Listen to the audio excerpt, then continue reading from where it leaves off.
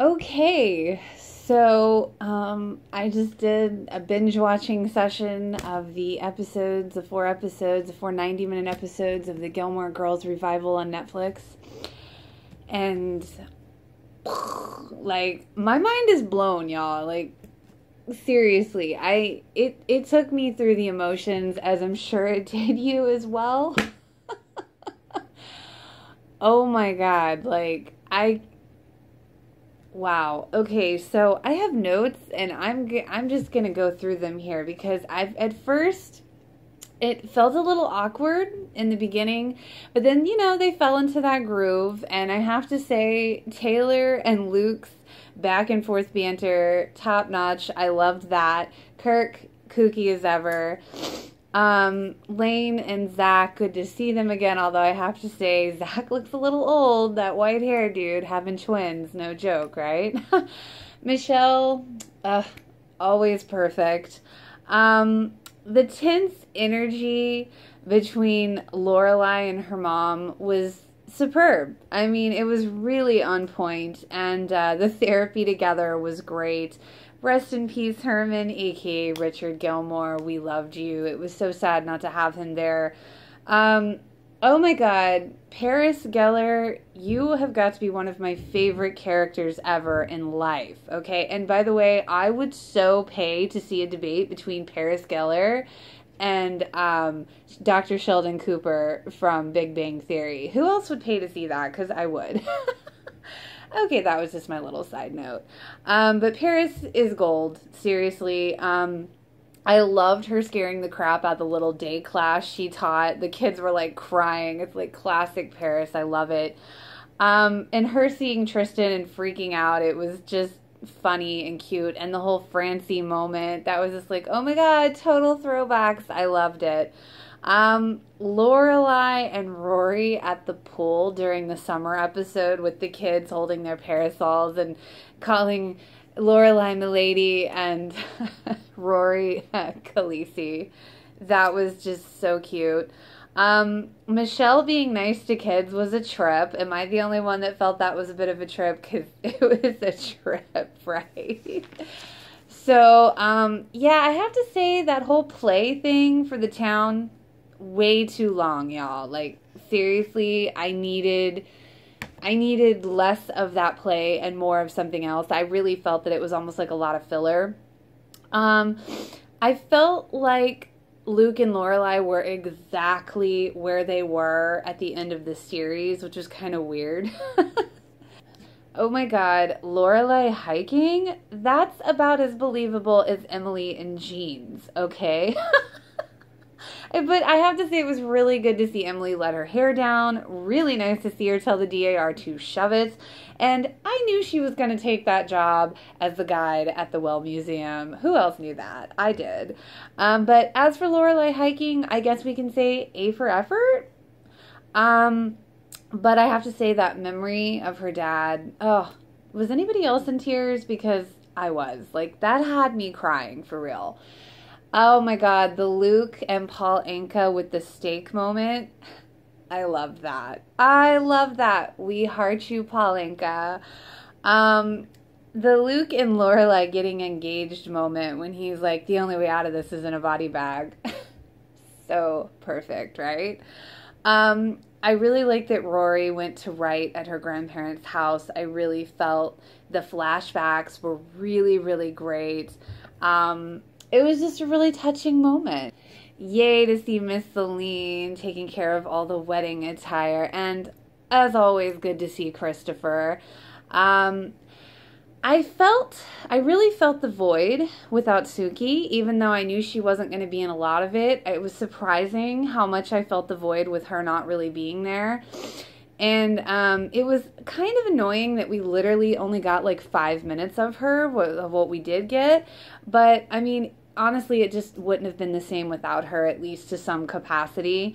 And her and Michelle was everything. Like, them arguing, or more or less Michelle yelling at her, was just fantastic.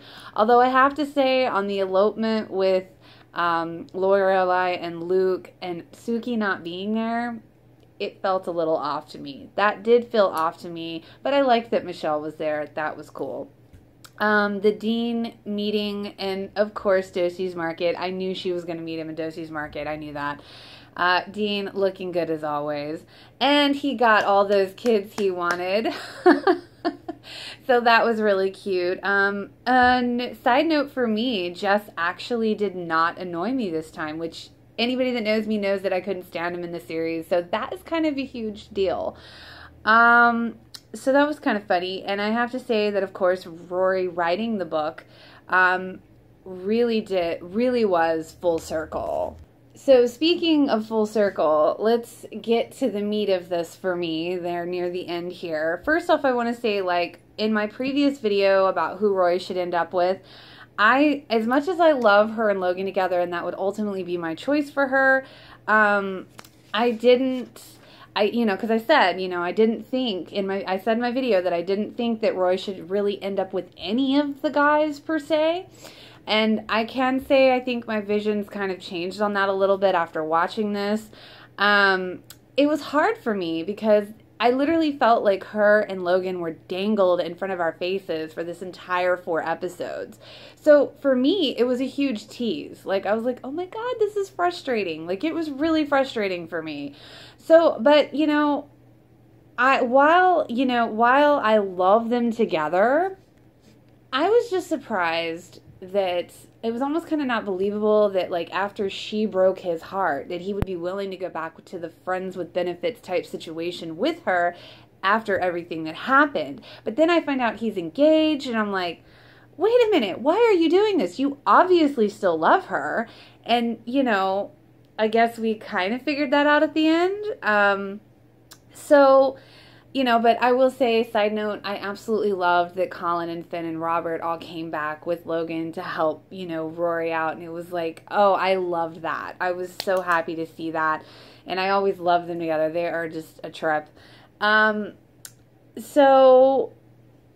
I want to say, like, one thing that kind of always irritated me about Rory, why I totally get, having pride and wanting to make it on your own, and I totally get that.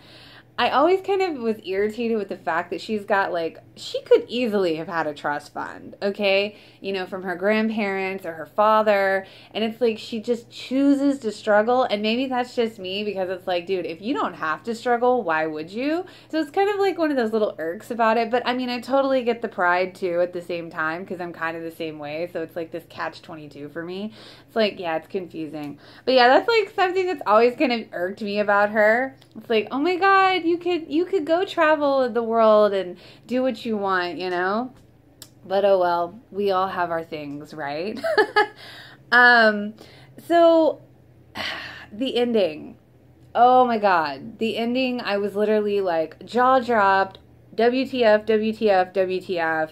Like, I need more. Why is it ending like this?